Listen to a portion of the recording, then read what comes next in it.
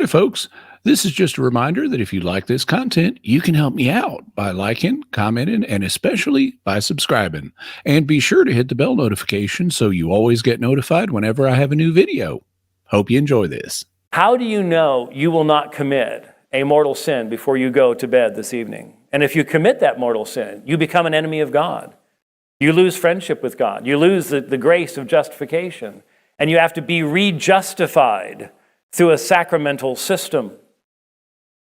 The term eirene, peace, in Romans 5:1, reflects the Jewish term shalom.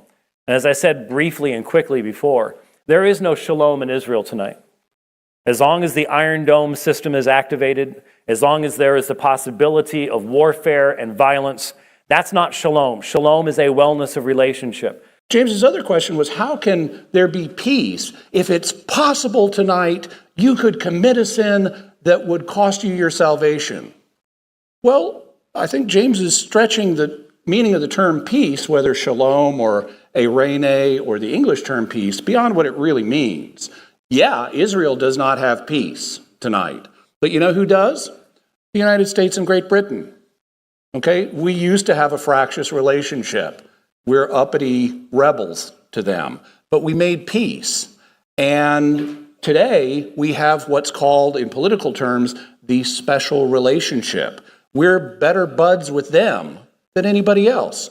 Do they have nuclear weapons they could fire at us tonight? Well, yeah, they do, and we have the reverse.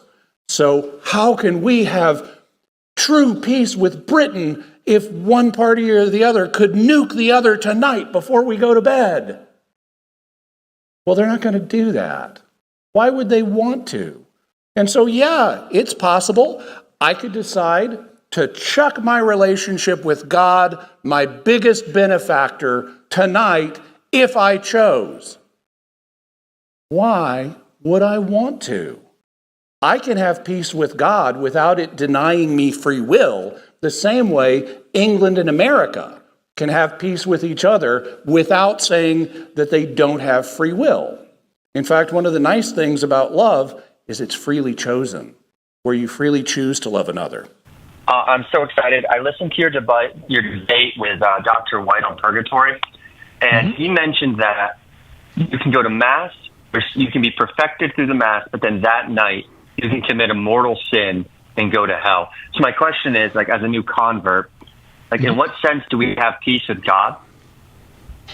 Well, we have peace with God in the sense that we're not at war with God. Now, if we choose to go to war with God by committing a mortal sin, well, then we don't have peace anymore. But as long as we aren't at war with God, we've got peace with him. We've got, we've been justified, so we have positive relations with God. That's the biblical sense of peace.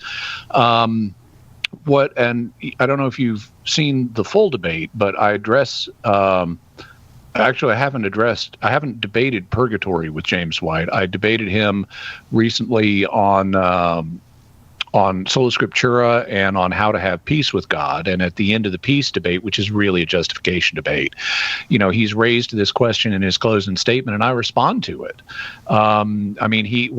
He's got this rhetorical tactic of, how can we possibly have peace with God if it's even remotely possible that we could turn our back on God and reject him? And it's like, dude, do you know what the term peace means? I mean, this is an established term.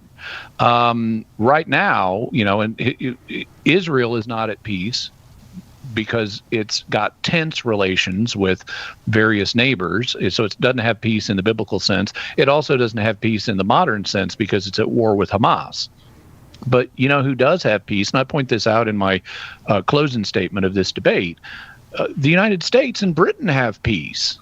We've got good, positive relations. In fact, even though we threw off the shackles of our British overlords, no offense to our former British overlords, we've got a great relationship. It's even referred to diplomatically as the special relationship because of how great we get along.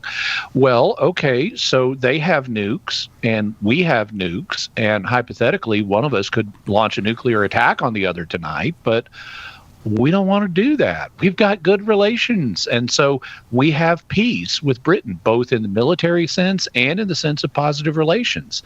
So the idea that you need some infallible certainty that you will never, under any circumstances, have a deterioration in relationships in order to have peace is just not how the word peace is used. So what James White's done is try to force an unnatural, hyperbolic usage of the term peace that does not correspond to the way it's used either in the Bible or in modern language onto this term. He's effectively inflated it to mean something it just doesn't mean. So we can have peace with God because he's justified us, he loves us, we love him, and as long as we don't go to war with him, those positive relations are going to continue. And before we go, just one more reminder that if you like what you've watched, you can help me out by liking, commenting, and especially by subscribing. I'm trying to grow my channel, and I'd really appreciate your help.